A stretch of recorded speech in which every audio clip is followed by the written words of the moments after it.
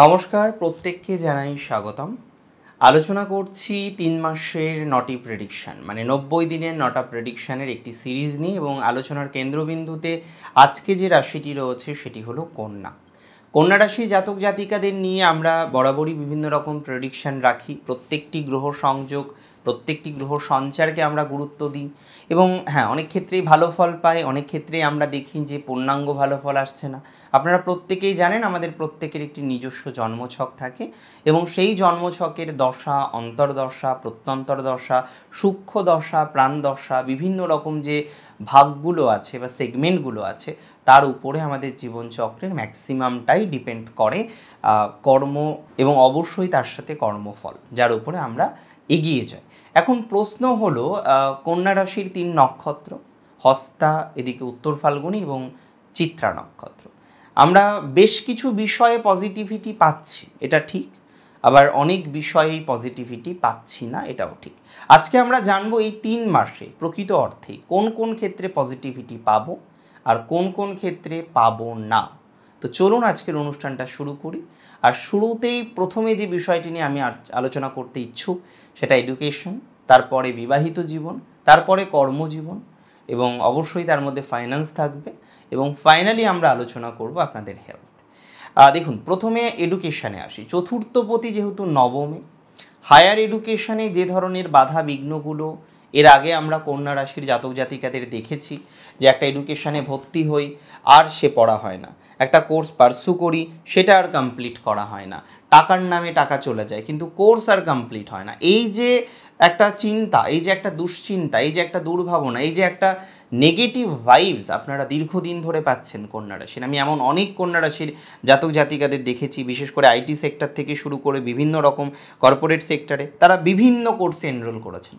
কেউ data science নিয়ে পড়াশোনা করেছেন, কেউ বিভিন্ন ধরনের আদার্স অ্যানালাইটিক থেকে শুরু করে বিভিন্ন অ্যানালাইসিস থেকে শুরু করে এই সংক্রান্ত বিষয়ের সাথে অ্যাটাচড হয়েছেন, কিন্তু কাজের বেলায় কিছুই হয়নি, কোর্স আর কমপ্লিট করতে পারেননি, মাঝপথে ছেড়ে দিয়েছেন, এবং এটা আপনাকে স্বীকার করে নিতে হবে। এখন প্রশ্ন হলো, এই সময়ে যদি আপনি কোনো কোর্সে এনরোল করেন, কোনো এক্সামিনেশন থাকে, কোনো পরীক্ষা দিতে হয়, তাহলে আমি আপনাকে জানাই যে আপনি সাকসেসফুলি কমপ্লিট করতে পারবেন। এছাড়াও যদি আমরা আদার্স এডুকেশন বলি, প্রাইমারি এডুকেশন, হায়ার এডুকেশন, আমি মনে করি পজিটিভ। উচ্চশিক্ষার ক্ষেত্রে বিশেষ সুবিধা প্রাপ্তির সম্ভাবনা দেখতে পাচ্ছি কন্যা রাশির জাতক জাতিকাদের। কোনো স্কলারশিপ পেতে পারেন, কোনো কোনো ক্ষেত্রে আপনার পছন্দের কোনো কোর্স এনরোল করার জন্য সুযোগ সুবিধা পাবেন। যেমন নিটের জন্য কন্যা রাশির অনেকেই খুব চেষ্টা করেন, আবার অনেকে মনে করেন আমার মেয়ের হস্তা নক্ষত্র, আমার ছেলের হস্তা নক্ষত্র, আমার সন্তানের হস্তা নক্ষত্র, তার মেডিকেল প্রফেশনটা বোধহয় ভালো হবে। হ্যাঁ, দেখুন, এটা হতেই পারে, কিন্তু সমস্যা হচ্ছে সে কি আদৌ এন্ট্রান্স কোয়ালিফাই করবে? আজকে আমরা আশা করছি একজনের জন্মছক দেখে যে ডক্টর হওয়ার জন্য সাধারণত যে যে গ্রহ সংযোগগুলো আমরা খোঁজার চেষ্টা করি বাচ্চাটে, তার সেই সংযোগগুলো আছে। অ্যাডিশনালি আমরা দেখলাম যে সেই জাতক জাতিকার যে কোয়ালিটি, তার পড়াশোনার দক্ষতা, তার পড়াশোনার যে ভাব প্রকৃতি, একটা মানুষের ভাব প্রকৃতি দেখে বোঝা যায় যে সে পড়বে কি পড়বে না, সে কতটা অধ্যবসায়ী, তার কতটা পোটেনশিয়ালিটি আছে, এই বিষয়গুলো আমরা কিন্তু অনুমান করতে পারি তো। তো সেখানে আপনার মনে হয়েছে যে সম্ভব আপনার সন্তানের পক্ষে, কিন্তু যে সময়ে সে মাধ্যমিক পরীক্ষা দিল, যে সময়ে সে উচ্চ মাধ্যমিক পরীক্ষা দিল, এবং তারপর যখন সে নিট এক্সামিনেশান দেবে বা তদ্গোত্রীয় কোনো এক্সামিনেশান দেবে, দেখা গেল সেই সময়ে এন্ট্রান্স কোয়ালিফাই করার জন্য গ্রহ সংযোগের কোথাও যেন খামতি আছে। তার মানে আমাদের কিন্তু হাতে একটা অপশান রাখতে হবে। এইটাই হচ্ছে অ্যানালাইসিস, এটাই হচ্ছে বোঝার ব্যাপার।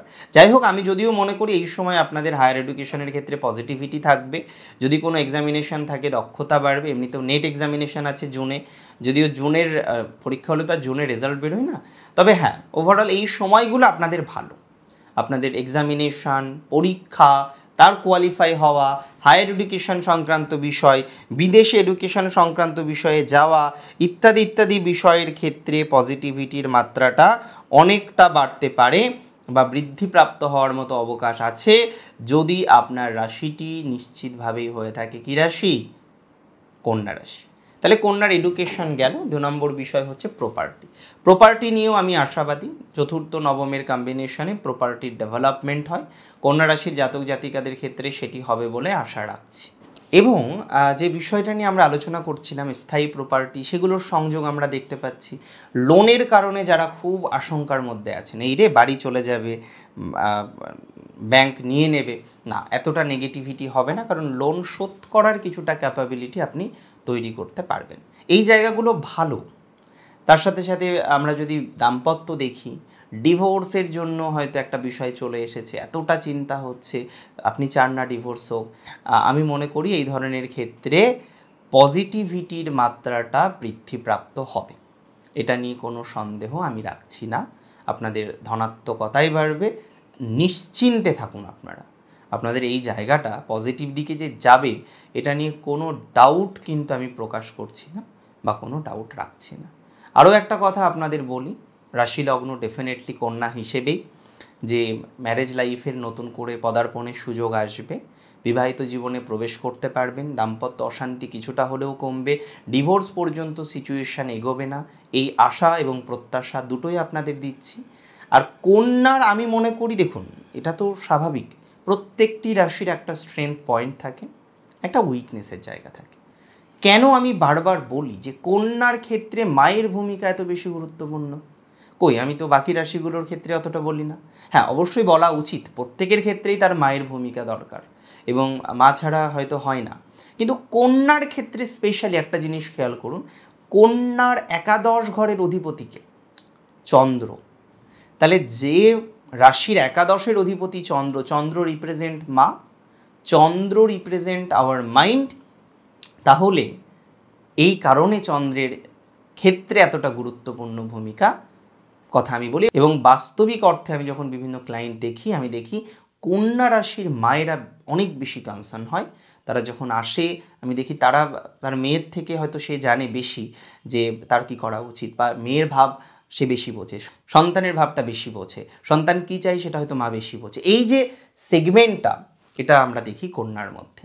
আচ্ছা, কন্যার ক্ষেত্রে আমরা মায়ের হেলথ পজিটিভই দেখব, তবে টেনশন কিন্তু মায়ের থেকে যাবে, আর এটা এত সহজে যাবে না। কন্যার স্বাস্থ্য নিয়ে যদি কথা বলি, স্বাস্থ্যের সমস্যা ইমিডিয়েটলি চলে যাবে সেটা আমি মনে করি না।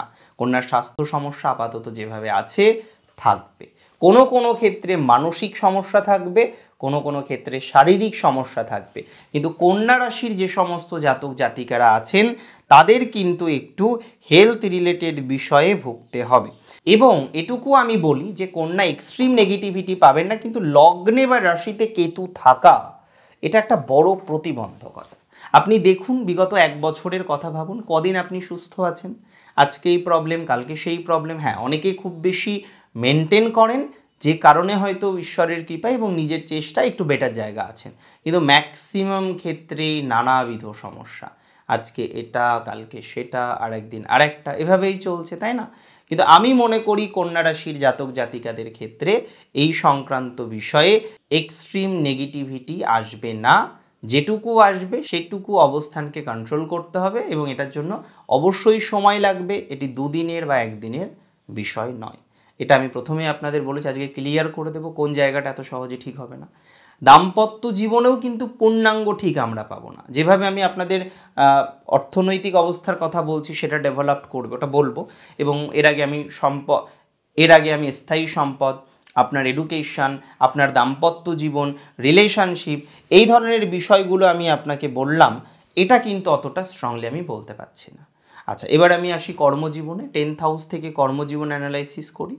যদিও 10th-এর লর্ড আপনাদের মার্কারির নিচে, মার্কারি যদিও সেপ্টেম্বর মাসের দিকে তার ভালো প্রভাব যেহেতু লগ্নভাবে থাকবে বা রাশিতে থাকবে, সেটা আমরা পাবো। সো কর্মজীবনের এনহান্সমেন্টের জন্য উপযুক্ত সময় আমি মনে করি সেপ্টেম্বর মাস। সেপ্টেম্বর মাসে আপনাদের কর্মজীবনের গ্রোথ অনেকটা বৃদ্ধিপ্রাপ্ত হবে।